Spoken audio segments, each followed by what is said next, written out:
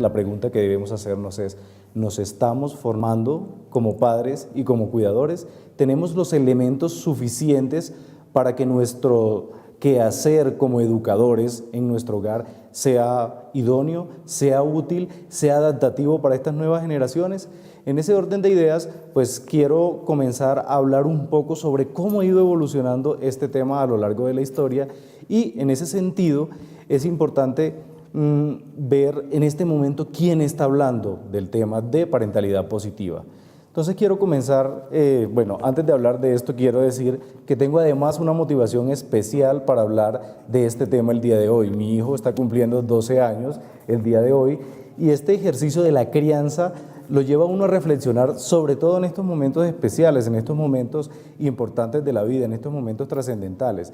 Entonces, con esa motivación especial, quiero decirles a todos ustedes quién está hablando del tema de la parentalidad positiva actualmente.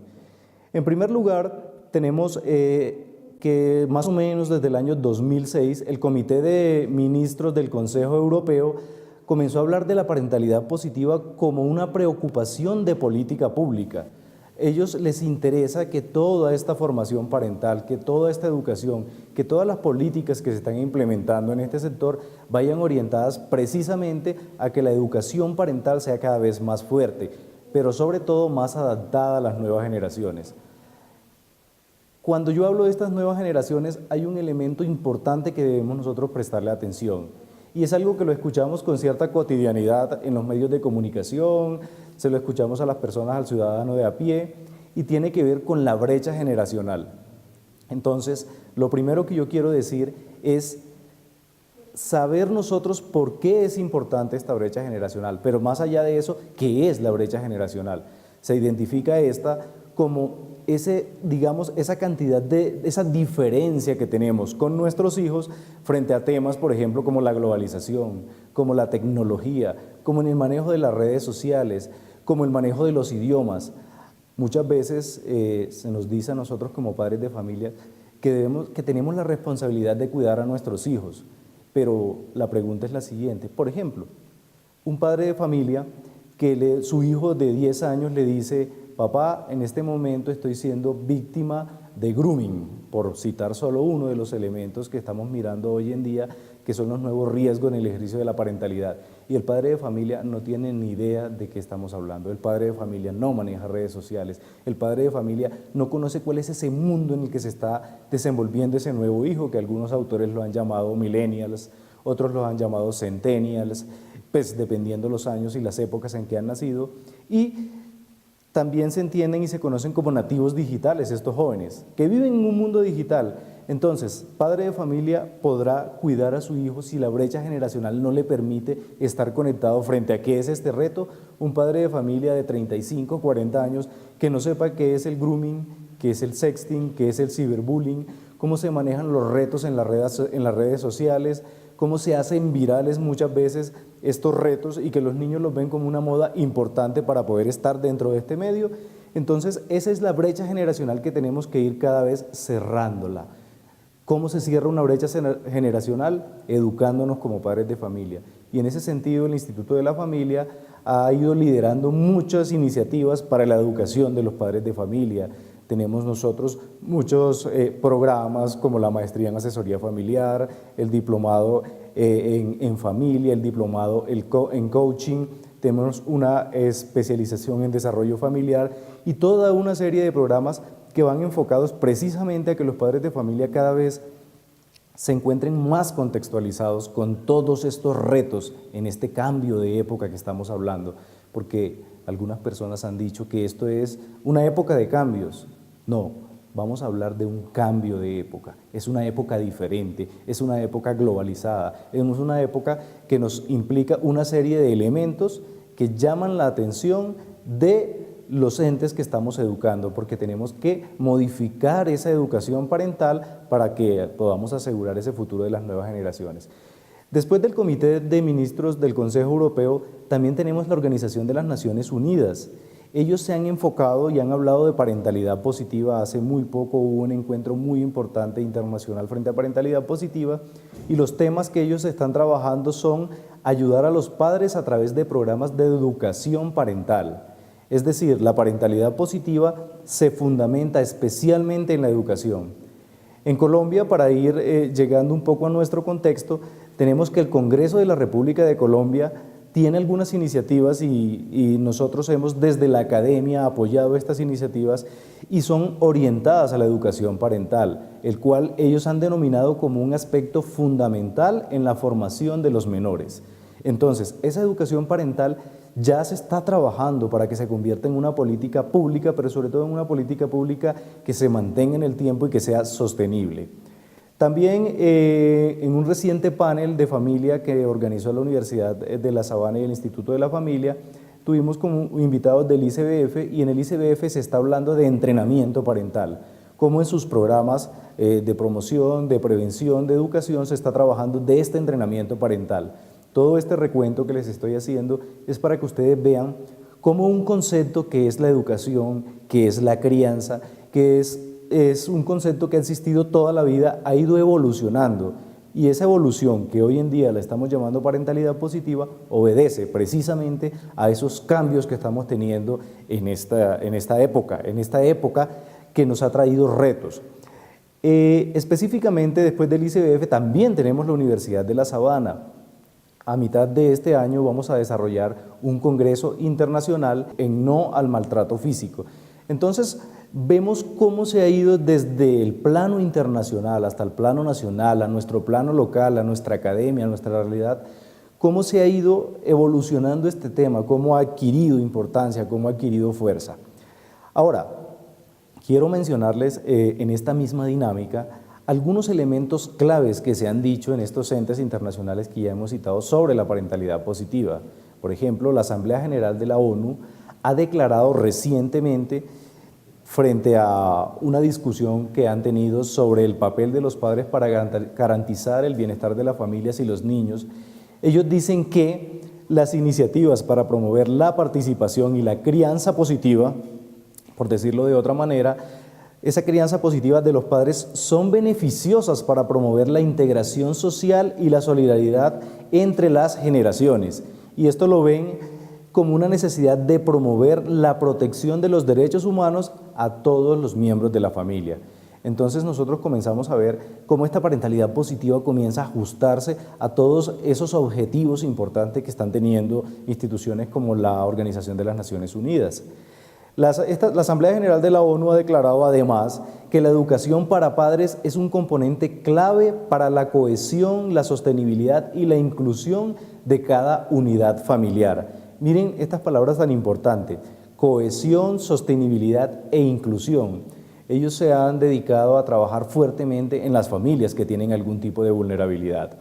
Dicen además que la parentalidad ayuda a mejorar el desarrollo de la primera infancia, permite a los niños adquirir las habilidades necesarias para romper el ciclo intergeneracional de pobreza y mejora la posición de los jóvenes en el mercado laboral cuando ingresan a la edad adulta. Padres de familia que se encuentran conectados a este momento y personas que les interesa el tema, ¿no creen ustedes absolutamente importante que nosotros podamos aportar para que nuestros hijos sean exitosos en el futuro? Hablando del mercado laboral, romper ciclos de pobreza, es un elemento que desde ya debe engancharnos en este tema de la parentalidad positiva, de la parentalidad en general, para educarnos en ella, comprender de qué se trata.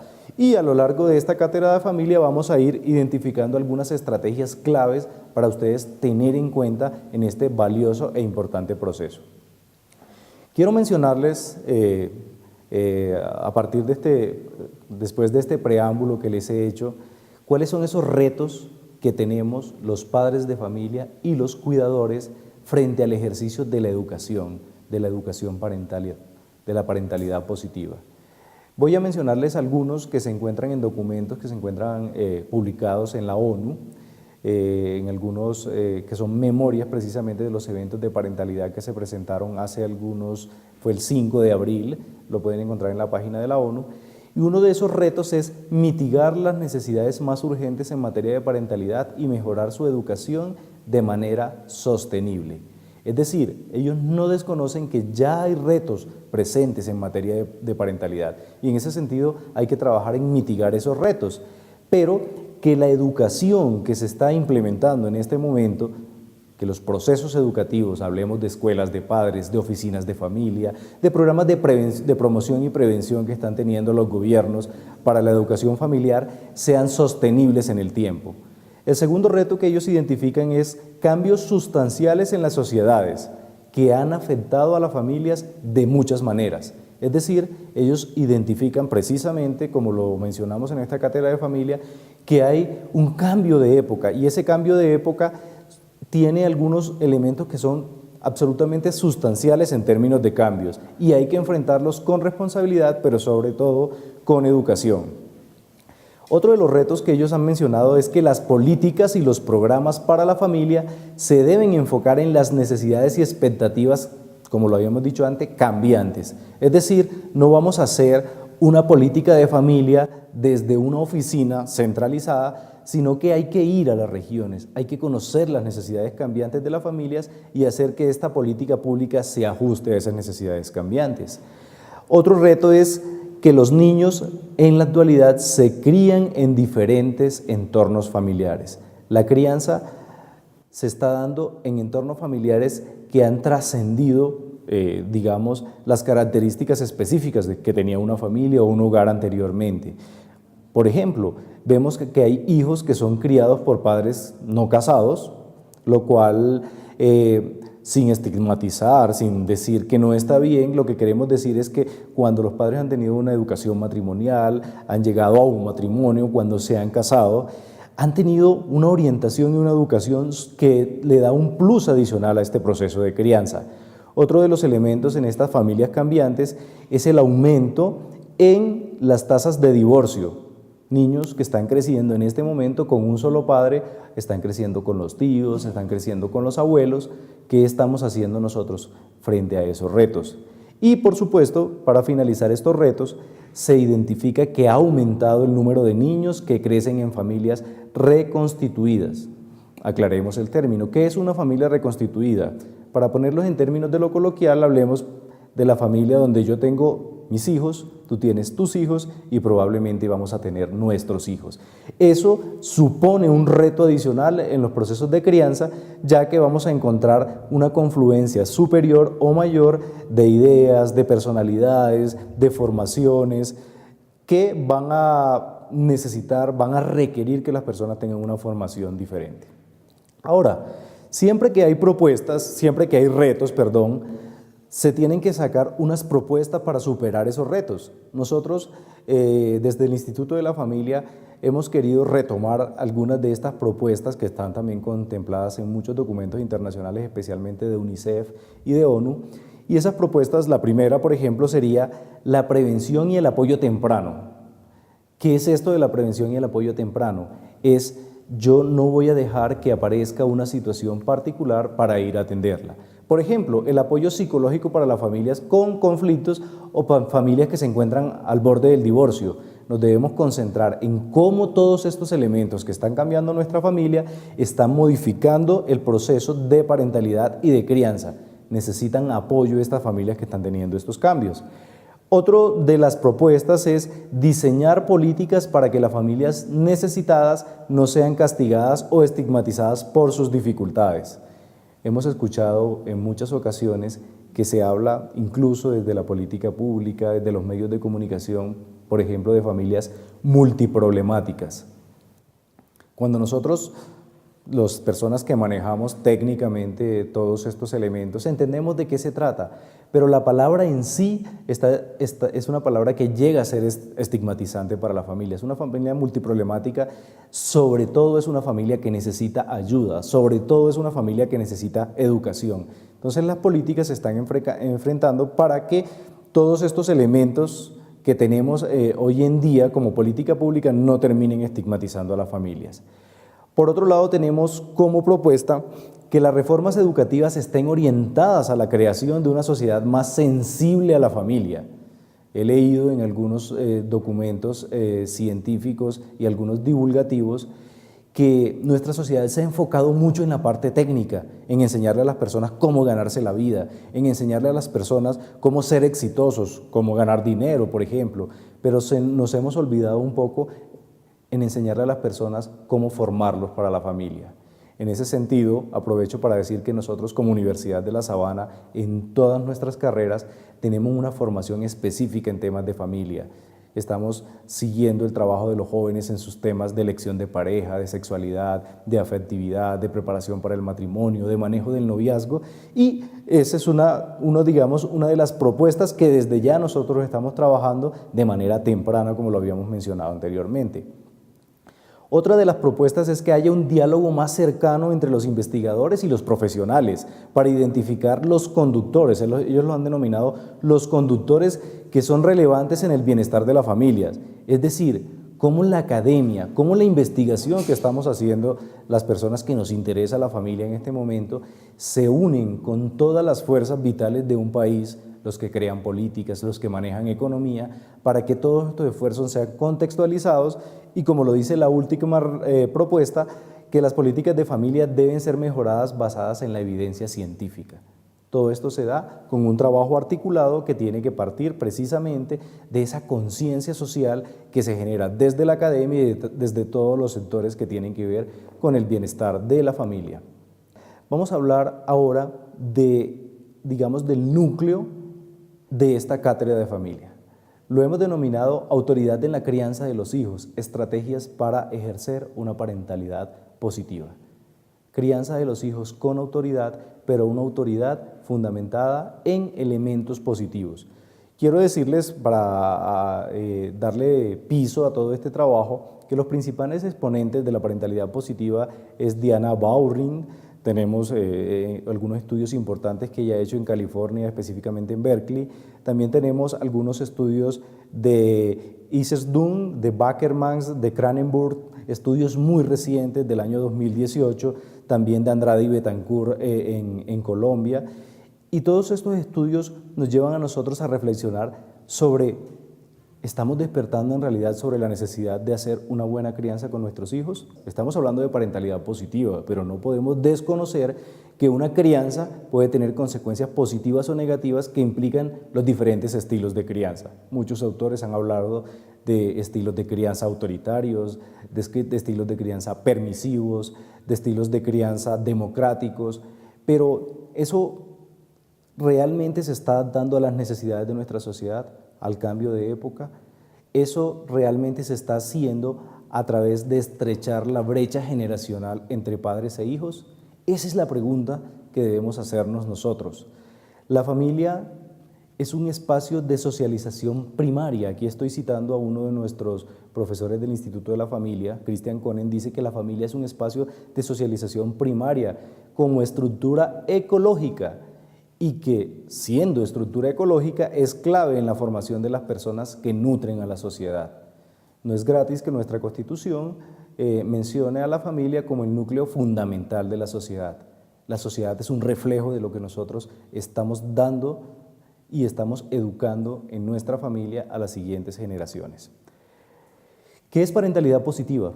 Es una pregunta que la hemos ido aclarando, pero vamos a ir dando muchos más matices al respecto.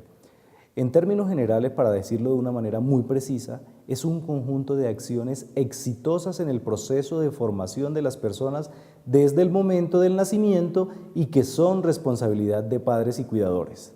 Esto lo dijo Capano y Ubach en 2013 y quiero hacer varias acotaciones al respecto. Aquí nos dice que son acciones exitosas. Lo primero que quiero decir es que la investigación a lo largo de los años en los procesos de crianza, en muchas ocasiones o en un gran porcentaje, se ha enfocado en los aspectos negativos de la crianza, los niños problemáticos, los padres que no están formados para la crianza, la falta de comunicación, los problemas de autoridad, de límites, de normas, de roles al interior de la familia en los procesos de crianza, pero se había descuidado un poco ese lado positivo. Hay muchas familias que son exitosas en su proceso de crianza y en ese orden de ideas, la parentalidad positiva se enfoca precisamente en esos elementos positivos que podemos rescatar y que podemos replicar a través de la educación familiar en cada una de las familias que están formando las siguientes generaciones. En ese sentido, por ejemplo, el Consejo Europeo, eso fue en el año 2006, él dice, ellos hacen énfasis en la necesidad de apoyar a los padres a criar sus hijos. Y dicen además que la crianza de los hijos debe considerarse como una preocupación de política pública.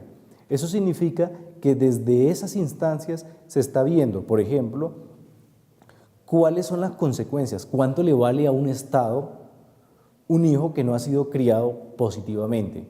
Voy a citar solo algunos elementos, digamos, desde el lado negativo, no desde el lado positivo. ¿Cuánto le vale a un Estado los jóvenes que tienen delincuencia juvenil, las personas que tienen consumo de sustancias psicoactivas? Voy a hablar del embarazo adolescente también, con una correlación importante que tiene con los procesos de crianza. Esto le vale mucho a las naciones, por lo tanto, desde la política pública hay que trabajar para que esos procesos de crianza que hacen los padres allá en cada uno de los hogares sean acompañados por la sociedad y específicamente por el Estado con políticas públicas sostenibles.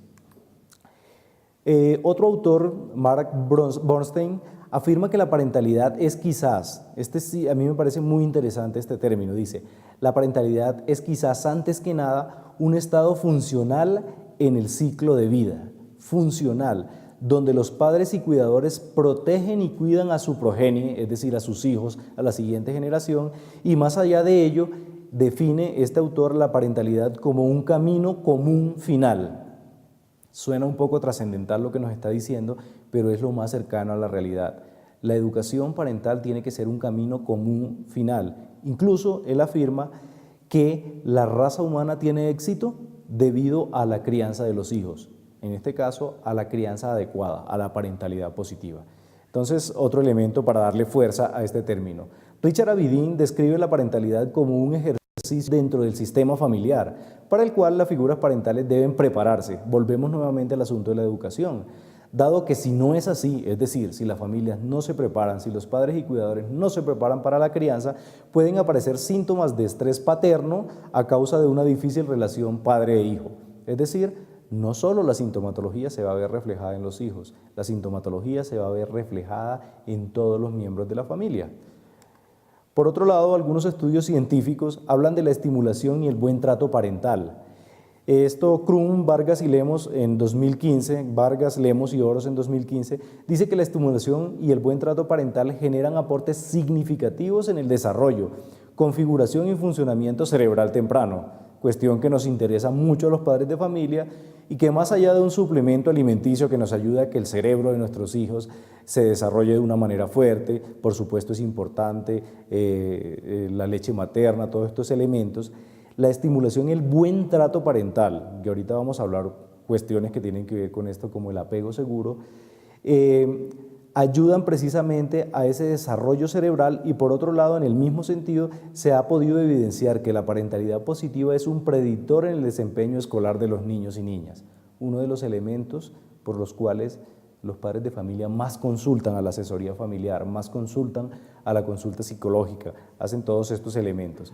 En ese orden de ideas, dos elementos importantes a rescatar de esto que estamos hablando aquí. El primero, configuración cerebral, corporal, física. La parentalidad ayuda a que crezcan fuertes. Y por otro lado, los niños son más exitosos a nivel académico.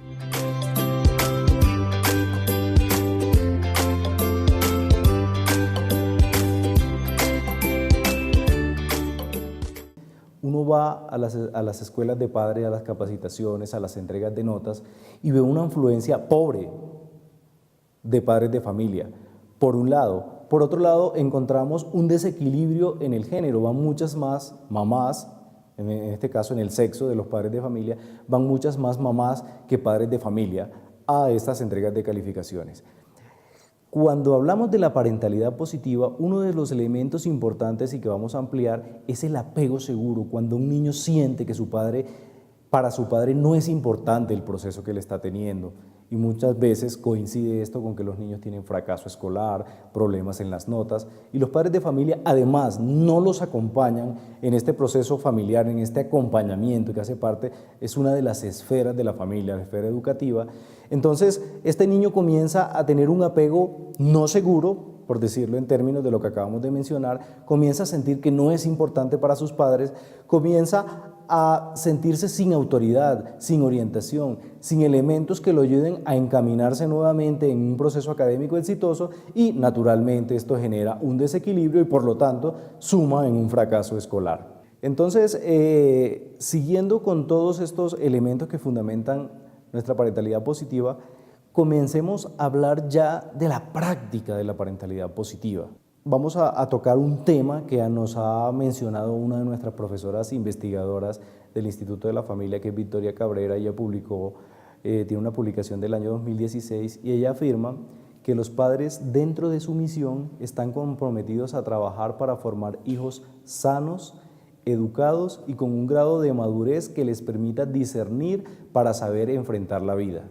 Uno de los títulos de esta profesora es «Soy tu hijo, enséñame a volar». Es decir, soy tu hijo, estoy contigo, estoy cerca a ti, pero necesito que me des las herramientas suficientes para enfrentarme a la vida en un cambio de época, para enfrentarme a una vida que cada vez tiene retos superiores, que tiene, digamos, situaciones cambiantes que pueden llegar a generar peligro en los niños.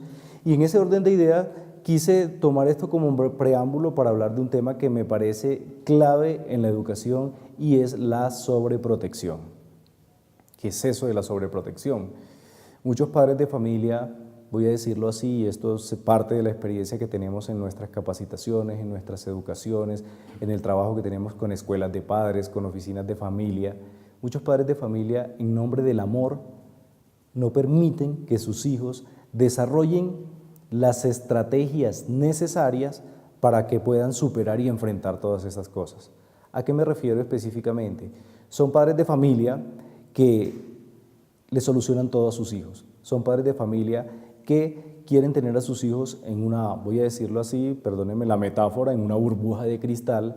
Y estos niños que han tenido todo fácil en la vida, que todo lo les ha llegado de una manera como por arte de magia, lo que se sabe a través de las investigaciones científicas es que son niños que tienen una tolerancia a la frustración muy baja, por un lado. Por otro lado, tienen una capacidad para resolver conflictos casi nula y, lo más grave, yo siempre lo dejo de último, son niños que son fácilmente manipulables. Entonces tenemos allí, por ejemplo, un caldo de cultivo para el pandillismo, para la delincuencia juvenil, para el consumo de sustancias psicoactivas. En algunos casos se encuentra correlación con el embarazo adolescente, con la fragilidad en las relaciones afectivas, porque son niños que no han tenido la posibilidad, por la crianza que han recibido, de tener todas estas herramientas para desarrollar esa capacidad, para superar estas situaciones. En palabras de Miguel de Zuviría, que es uno de los investigadores en términos comportamentales de infancia más importantes que tiene el país, la sobreprotección es una de las peores agresiones que yo le puedo hacer a mi hijo. No es un problema, es una agresión y es uno de los elementos que tenemos que comenzar a identificar para, como lo dije anteriormente, no vayamos en nombre del amor a generar una situación grave en nuestros hijos en términos de cómo ellos deben enfrentar esta vida. Ahora, nos hacemos la siguiente pregunta cuando hablamos de parentalidad. ¿Qué puede afectar el ejercicio de la parentalidad positiva? ¿Qué elementos se encuentran mediando día a día en nuestro ambiente cotidiano, en nuestro hogar, en nuestras familias, que ya dijimos por los retos que tenemos en este cambio de época, que son familias de padres no casados, que son familias donde solo el padre o solo la madre está cuidando al niño, o el niño está siendo cuidado por los abuelos o los cuidadores, o son familias reconstituidas? ¿Cuáles son esos elementos que encontramos que pueden amenazar la parentalidad positiva, entendida como el ejercicio exitoso de toda la crianza? El primer elemento es la violencia. Difícilmente, como padres de familia, nosotros podríamos pedirle a nuestros hijos que no sean violentos cuando ellos se han criado en un ambiente de violencia. Hace algunas horas conversaba con una profesora del Instituto de la Familia, especialista en asesoría familiar, sobre cómo muchas veces las situaciones anormales, como para darle un término, es totalmente arbitrario hablar de normalidad o anormalidad, pero cómo las situaciones anormales se convierten en normales cuando hay un contexto anormal. ¿Cómo es este juego de palabras? Muchas veces el contexto es un contexto donde se ha naturalizado la violencia, donde gritar, donde golpear, donde maltratar, donde ser indiferente, entendida la indiferencia como otro tipo de violencia, es algo natural. Entonces, ser grosero, ser abusivo, golpear, ser indiferente, se hace natural en el contexto. La violencia es uno de los elementos que más amenaza el ejercicio de una sociedad sostenible en materia de personas que aprenden a amarse a sí mismos, respetando la dignidad humana, respetando primero su propia dignidad y de esa manera respetando la dignidad de los demás. Hombre, cuando esto ocurre en un medio violento, difícilmente yo puedo hacer puedo hacer todos los programas de promoción y prevención que quiera, pero si esto es un ambiente naturalizado, la violencia es naturalizada para mí, difícilmente yo la voy a ver como un problema. Y no vamos a cortar esos ciclos de violencia de los que hemos hablado con tanta frecuencia. Un segundo elemento que habíamos mencionado es la negligencia. Entonces nos vamos al otro extremo. Habíamos hablado de padres de familia que son sobreprotectores, pero tenemos por otro lado padres de familia que son negligentes, padres de familia que no han entendido la responsabilidad, no solo legal que tienen, sino social y antropológica, si se quiere, en la crianza. Entonces son padres de familia que no están que han faltado a estos derechos fundamentales de los niños, como un derecho a un buen nombre, un derecho a la educación, a la alimentación, al cuidado, al derecho al amor. Estas personas, a través de la negligencia, están replicando todos estos ciclos de dificultades que estamos viendo y que se están reflejando en nuestra sociedad. Otro elemento importante que amenaza la parentalidad positiva es la falta de estimulación. Muchas veces nosotros, voy a citar una frase que dijo un investigador de nuestra Universidad de La Sabana, Francisco Lamus. Francisco Lamus, en algún momento, en una investigación que se llama El inicio parejo de la vida, menciona que los padres de familia en muchas ocasiones hacemos un excelente cuidado veterinario de nuestros hijos. Esta frase, cuando yo lo digo en mis capacitaciones, es una frase que golpea a las personas. ¿Cómo así que estamos haciendo un excelente cuidado veterinario de nuestros hijos? Cuando hablamos de la negligencia, precisamente eso se ve, dirán algunos padres, pero yo a mi hijo lo tengo en las mejores escuelas, lo tengo muy bien alimentado, está muy bien vestido, tiene todos los elementos importantes, como ocurre en una escuela veterinaria, pero le pregunto a uno de estos padres de familia, ¿ustedes saben a qué le tiene miedo su hijo? ¿Saben cuáles son los sueños de su hijo? ¿Sabe su hijo qué es el anhelo más importante que tiene? ¿Cuáles son los asuntos que para él son claves en la vida? ¿Usted lo acompaña en eso? Entonces, no solo ser negligente cuando yo le dejo de dar alimentos a nuestros hijos, sino cuando dejo de darle un acompañamiento integral a mi hijo. Entonces, la negligencia hay que entenderla como, digamos, eso diametralmente opuesto a la sobreprotección, pero muchas veces, teniendo todos nuestros hijos, le hace falta lo más importante y es ese seguimiento afectivo que es clave, sobre todo para el apego seguro. Finalmente, en cuanto a esto que habíamos mencionado nosotros como lo que puede afectar a la parentalidad positiva, entre otros, tenemos no pedir ayuda. Padres de familia, este es un llamado clave e importante. Cuando ustedes sientan que una situación familiar los está superando, por favor, pidan ayuda. Hay algunos instrumentos de medición, como el E2P, que miden la parentalidad positiva, y ellos dicen que hay una competencia que la vamos a ver más adelante que se llama competencias reflexivas. Los padres de familia tienen que hacer una reflexión permanente si el ejercicio de su parentalidad, en este caso de la parentalidad positiva, es un ejercicio que los está superando. Si es así, por favor, padres de familia, apóyense inicialmente de su núcleo familiar, de las personas que ya han tenido experiencia en la crianza, pero por supuesto también de los profesionales, de los profesores, de las personas que están todo el tiempo en bienestar social, digo bienestar social, digamos en el barrio, en el departamento, en el municipio, que conocen del tema y que los pueden orientar. Nos informan que hay una nueva inquietud a través de nuestras redes sociales.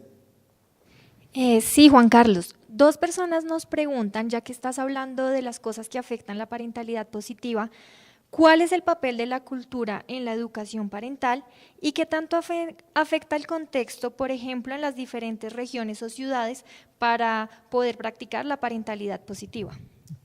Es una pregunta que hace algunos días, en el mes de febrero, tuvimos un programa de televisión del cual dirigimos desde la investigación y nos hicieron la misma pregunta. Oiga, pero voy a decir lo que dijo en redes sociales este padre de familia, que es muy pertinente para esta pregunta. El padre de familia dijo: ¿por qué no vienen acá cerca de mi casa donde tengo en una mano el pan y en la otra mano el rejo para criar a mis hijos? Este tema es bien importante porque culturalmente en nuestro país la parentalidad positiva, digamos que tiene una barrera que superar. Y es una barrera donde se ha naturalizado, lo decíamos hace algún momento en la pregunta de la otra estudiante que nos hizo hace algún momento, se ha naturalizado el golpe, el castigo, la palmada pedagógica, la letra con sangre entra. Entonces, estos temas de parentalidad positiva son unos temas que van avanzando paulatinamente. Es una barrera que debemos superar y en la cual estamos trabajando de frente desde el Instituto de la Familia para poder nosotros superar estos elementos. Pero en Colombia, un país que históricamente se ha declarado como un país, voy a decirlo, esto se encuentra en algunos documentos del ICBF, de la Encuesta Nacional de Demografía y Salud, un país machista, un país donde se ha naturalizado la violencia. La parentalidad positiva tiene retos muy importantes, ya que también han sido exitosos estos cambios de educación a lo largo del tiempo. Siguiendo entonces con nuestro tema del día, vamos a ver ahora cuáles son las estrategias para ejercer una parentalidad positiva. Vamos a ir ya, digamos, haciendo un resumen sobre todos estos elementos que comienzan los padres de familia a cuestionarse, pero ¿yo cómo hago? Me han dicho que la parentalidad positiva la habla UNICEF, la habla la ONU, la habla el Consejo Europeo, el ICBF, la habla el Congreso de la República, pero yo en la práctica, ¿cómo lo hago? Entonces, estos minutos finales de nuestra cátedra de familia los vamos a dedicar precisamente a mirar cuáles son estas estrategias y estos elementos que tenemos. Lo primero que vamos a decir es que como padre de familia necesito permitirme identificar ejercicios, experiencias o innovaciones. Padres de familia, innoven en la crianza de sus hijos. Si su hijo les llega diciendo: papá, es que tengo dolor de cabeza porque me estaban mostrando las fotos de un reto que hemos visto viral hace algunos días, como la ballena azul. Padres de familia, ¿cómo hago yo para ser exitoso? ¿Cómo hago yo para ser innovador y no satanizar o decir yo no sé de eso a mi hijo, sino cómo innovo yo en nuevas estrategias para entender de qué se trata la ballena azul, de qué se trata el reto de Momo, de qué se trata el reto del ahorcado, que son cuestiones que estamos viviendo en la cotidianidad? ¿De qué se trata todo esto? Hay que innovar. La familia podría incorporar en su vida cotidiana todos estos elementos innovadores para favorecer diversas áreas del desarrollo infantil, pero se deben tener en cuenta varios factores. ¿Cuáles factores deben tener en cuenta? Uno, las nuevas generaciones aprenden diferente. Los niños de hoy en día son millennials, son centennials y aprenden diferente. Para darles coloquialmente una información, los niños hoy en día no aprenden con la cantaleta. Algunos estudios han demostrado que la atención de los niños hoy en día se encuentra entre 7 y 16 segundos. Después de eso, la atención se centra y usted queda hablando, voy a decirlo así entre comillas, queda hablando solo. Los niños de hoy aprenden diferente. Los intereses de ellos son variados. Hoy en día a ellos les interesa la tecnología, la globalización. ¿Soy capaz yo como padre de familia de disminuir esta brecha generacional de la que hablamos hace algún momento, precisamente para, a través, por ejemplo, de la tecnología, llegarle a mi hijo a una educación más cercana, mostrarle los peligros, pero no mostrarle los peligros desde mi silla y desde mi cantaleta, sino desde mi propio celular a mi hijo? Mira, es que esto está pasando. ¿Soy capaz yo de comprender, de entender, de seguir las redes sociales con mis hijos, de entrar en ese mundo con ellos? Y lo había dicho antes, los niños se aburren rápido, las nuevas generaciones se aburren rápido. Los temas repetitivos no son para ellos. Estos jóvenes con esta estrategia no retienen información. Claves para ir arrancando en esto. Hay que reconocer Y esto lo cito a partir de unos escritos que ha hecho nuestro profesor Juan Camilo Borges y que los podemos encontrar en la red también. Tenemos que reconocer la existencia de dificultades para educar a los hijos. Existen dificultades, ¿como cuáles? Presiones sociales, distorsión de los valores, ausencia de la autoridad, dispersión del ámbito hogareño, incomunicación, influencia de los medios de comunicación, horarios laborales. El año pasado terminamos una investigación de caracterización de la familia bogotana y una de las categorías emergentes, uno de los elementos nuevos que surgió como elemento para identificar es que la familia está teniendo dificultades porque cada vez tiene menos tiempo. Las distancias laborales son mucho más largas, el tráfico está afectando mucho. O sea, la existencia de dificultades está en nuestra realidad cotidiana. La idea es, ¿estamos preparados para enfrentarlos? ¿Sí o no? Esa es la pregunta que debemos hacernos.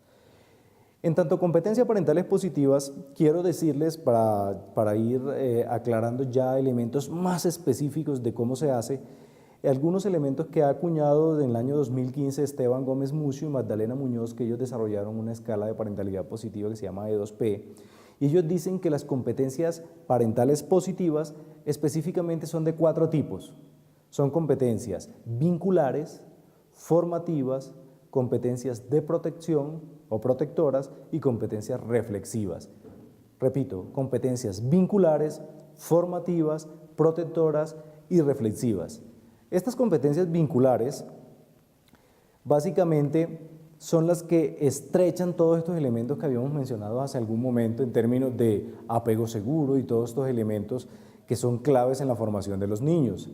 Las competencias formativas tienen que ver con todas esas estructuras educativas que yo tengo en mi casa, que yo implemento con mis hijos para que ellos puedan tener una formación, pero no lo olviden, ya lo habíamos mencionado, una formación integral. Y finalmente, seguidamente tenemos competencias parentales protectoras que son específicamente orientadas al cuidado. No se le olvide que una de la función principal y fundamental de la familia es proteger a cada uno de sus miembros. Son todas estas acciones. Y finalmente las reflexivas, que ya habíamos mencionado algo, estoy reflexionando yo acerca del papel como padre que estoy llevando en este momento. En ese orden de ideas hay muchas personas que han hablado de esta parentalidad positiva desde teorías que datan desde hace mucho tiempo, desde 1987, desde el 78. Quiero mencionar solo 3 para que sepamos dónde estamos parados. La teoría ecosistémica del desarrollo de Bonfenbrenner, la teoría del apego, que ya lo hemos mencionado, de Bowlby, y la teoría de la resiliencia humana de Fromm Walsh, que es cómo soy capaz de superar las situaciones adversas, pero más allá de eso, soy capaz de volverme más fuerte con esas situaciones adversas. En ese orden de idea, las competencias parentales vinculares, ya para hablar de ellas específicamente, son ese conjunto de conocimientos, de actitudes y prácticas cotidianas dirigidas a promover un estilo, escuchen bien padres y cuidadores, promover un estilo de apego seguro. No hay nada más importante para un niño que cuando su figura de autoridad se dirige a él, cuando su figura de autoridad le da una instrucción, que ellos se sientan seguros con esta persona, que ellos sepan que es una persona que tiene autoridad, pero una autoridad fundamentada en el ejemplo. En este orden de idea, estas competencias parentales vinculares hallan su fundamento epistemológico, si se quiere, en esa seguridad que tiene el niño con su padre y su cuidador, para que su desarrollo socioemocional sea mucho más fuerte, sea mucho más estructurado. ¿Qué es este desarrollo socioemocional? Son todos estos elementos que hacen que desde la parte interna del niño puede ir desarrollando todas las habilidades necesarias para que se pueda desempeñar con éxito en cada una de las esferas donde va a vivir como una persona adaptada a la sociedad. Hablo de la esfera educativa, hablo de la esfera afectiva, hablo de la esfera laboral, hablo de la esfera familiar. Todas estas estrategias van a ayudar en cada una de estas esferas de manera indistinta. Ahora, queremos dar unos ejemplos específicos de estas competencias parentales vinculares. Entonces, estos elementos que les voy a leer a continuación hacen parte de esta escala de medición de parentalidad positiva y son preguntas que se les hacen a los padres de familia frente a cada uno de ellos. La primera, ¿dedico tiempo para jugar, dibujar y hacer actividades con el niño? ¿Sacan tiempo ustedes para eso? ¿Y el tiempo que sacan es un tiempo dedicado a eso? o es un tiempo donde el niño se encuentra haciendo sus actividades y dibujando y usted sí está ahí al lado de él pero chateando? Es una pregunta que nos podemos hacer. Segundo, identifico las causas si el niño está irritable, por ejemplo. Si un niño ustedes lo ven molesto, bravo, callado, ensimismado, triste, está llorando mucho, ustedes tratan de identificar cuáles son las causas que tiene este niño para sentirse de esta manera.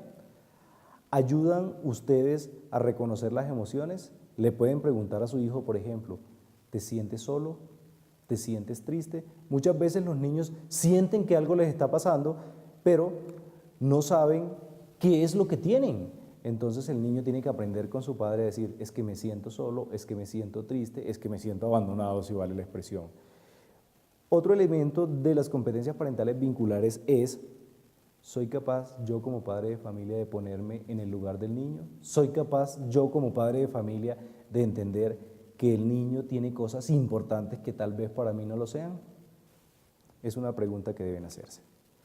En términos de las competencias parentales formativas, ya hablábamos hace un momento de las vinculares, ahora pasamos a las formativas, son las encargadas de favorecer el desarrollo, aprendizaje y socialización de niños y niñas. Ahora, estas competencias son 4 básicamente. La estimulación del aprendizaje, padres de familia, estimulan ustedes el aprendizaje de sus hijos, guía, orientación y consejo, definición de normas, asunto que es absolutamente clave. Muchas veces nosotros regañamos al niño porque hizo algo, pero nunca lo dejamos claro que no se podía hacer en la casa. Entonces la definición de normas es importante por eso, y los hábitos de socialización. Algunos ejemplos que nosotros podemos seguir en términos de las competencias parentales formativas es, hablo con el niño sobre lo que no se debe hacer. O sea, me siento con él y le digo, esto que estás haciendo no se debe hacer, o espero a que el niño cometa la conducta que no se debe hacer para corregirlo. En ese sentido, volvemos a lo que decíamos al principio sobre la educación temprana. No tenemos necesidad de dejar que el niño rompa el florero o se queme en la cocina o le haga daño a su hermano mayor o a su hermano menor para decirle que eso no se debe hacer. Hay que educarlo de una manera clara, precisa y con un lenguaje que ellos los puedan entender. Le explico normas y límites que deben respetarse al niño. Otro de los elementos que debo preguntarme es, ¿me disculpo? Y esto es bien importante, por favor. ¿Me disculpo con el niño cuando yo me equivoco como padre de familia? Muchas veces como padre de familia, nosotros, por nuestra posición de autoridad, por nuestra posición de manejo del orden, de las normas, de los límites, de los roles, no sentimos que no tenemos la obligación por un lado o la posibilidad por otro de pedir disculpas a nuestros hijos cuando nos equivocamos. Es importante que lo hagamos de esa manera. Lo motivo, finalmente, en estas competencias, lo motivo a tomar sus propias decisiones. Esto tiene que ver con lo que mencionábamos hace un rato sobre niños que tienen poca capacidad para tomar decisiones, sobre todo cuando son sobreprotegidos. Pasando ahora a las competencias parentales protectoras, encontramos que son aquellas orientadas o dirigidas a cuidar y proteger adecuadamente a los niños y niñas, resguardando sus necesidades y desarrollo humano, garantizando sus derechos y favoreciendo su integridad física, emocional y sexual. Si se dan cuenta, aquí hay muchos elementos clave, incluso elementos legales sobre la obligación que tenemos nosotros con nuestros hijos en los temas educativos. Pero, ¿qué podemos hacer nosotros como padres de familia para lograr esto? Entonces tenemos algunos ejemplos. En términos de las competencias parentales protectoras, pregúntense padres de familia, cuando la crianza se me hace difícil, ¿busco ayuda? ¿Me relaciono y conozco a los amigos de mi hijo? Cuando estoy con el niño, ¿me aseguro que este niño esté protegido? ¿El niño puede usar un espacio especial en la casa para jugar o para distraerse? Parecen preguntas muy simples, pero cuando nosotros atendemos a los padres de familia que nos llegan a nuestra asesoría familiar, que aprovecho para decir que es otro de los servicios que prestamos en el Instituto de la Familia a la sociedad en general y a la comunidad universitaria, ellos muchas veces dicen, señor asesor, profesor, doctor, como nos quieran decir, es que ya yo no sé qué hacer, estoy desesperado.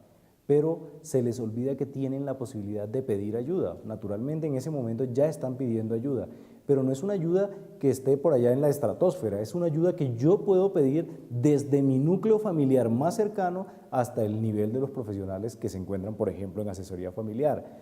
Me relaciono y conozco a los amigos de mi hijo. Este aspecto comienza a tener relevancia especialmente hoy en día. Pero hoy en día no solo tengo que conocer a los amigos de mi hijo, a los compañeros del colegio, allá en el colegio o en la casa de al lado donde viven, sino en las redes sociales. Soy capaz de conocer con quién se está relacionando. Por ejemplo, en el caso del grooming, tenemos que muchas personas adultas se hacen pasar por niños y adolescentes para engañar a otros niños. Para nosotros es importante que los padres de familia tengan claro quiénes son los hijos. Cuando no estoy con el niño, me aseguro de que esté protegido. Esto es importante. ¿Con quién lo estoy dejando? ¿Quién lo está cuidando? Las competencias parentales reflexivas, que son las influencias, tienen que ver con las influencias y las trayectorias de la propia parentalidad, cómo reflexiono yo sobre mi propio ejercicio de la parentalidad. Básicamente, para darle 4 ejemplos y con esto ir finalizando nuestra cátedra de familia, me hago como padre de familia las siguientes preguntas o como cuidador. La crianza de mi hijo me ha dejado tiempo para disfrutar otras cosas que no me gustan. Es decir, hay cosas que yo toda la vida me ha gustado hacer, las abandono por la crianza o simplemente también soy capaz como padre de familia de sacar un espacio precisamente para que no se me vuelva solamente crianza. O una pregunta muy importante que se hacen los padres de familia en la consulta cuando llegan en pareja. ¿Qué ha pasado con nuestra relación de pareja después que fuimos padres? ¿Se nos ha olvidado acaso que primero fuimos pareja, y después padres de familia? Son preguntas claves. Otro asunto a nivel reflexivo es, ¿dedico tiempo a pensar en los desafíos propios de la edad del niño? ¿Cómo está cambiando en la edad del niño cada uno de estos desafíos? Me aseguro que mi vida personal, la vida que yo llevo, mi estilo de vida, quizás voy a mencionar algunas cosas, hábitos como consumo de licor, como consumo de cigarrillos no estén afectando al niño. Y finalmente, ¿logro yo como padre de familia anticiparme a los momentos difíciles de la crianza? Es decir, mi hijo que tiene 12 años y que está cumpliendo 12 años el día de hoy, que está entrando a la adolescencia, ¿ya me estoy preparando yo como padre para enfrentar los retos que tiene la adolescencia?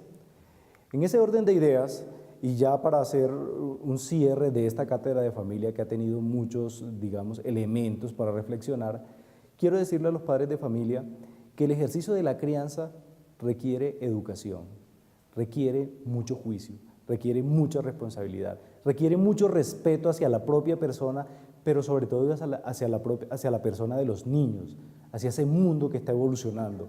En ese orden de ideas, les quiero decir que esa autoridad que ustedes tienen que impartir en su casa tiene que ser una autoridad fundamentada en el ejemplo, pero un ejemplo que se dé a partir del amor, de la educación con amor. En ese orden de ideas, solo me queda agradecerles a todas las personas que se han conectado a nuestra cátedra de familia, hacerles una invitación a que todos los últimos jueves de cada mes se conecten con estos importantes temas que nosotros hemos tenido a bien llevar a través de estos medios de comunicación para que ustedes, con elementos claves, prácticos y básicos, pero sobre todo contextualizados en la realidad, en nuestra sociedad, podamos tener herramientas para enfrentar situaciones que lleven a generar el cuidado de nuestra familia. A todos ustedes, muchas gracias y estamos todos los profesores del Instituto de la Familia a su servicio.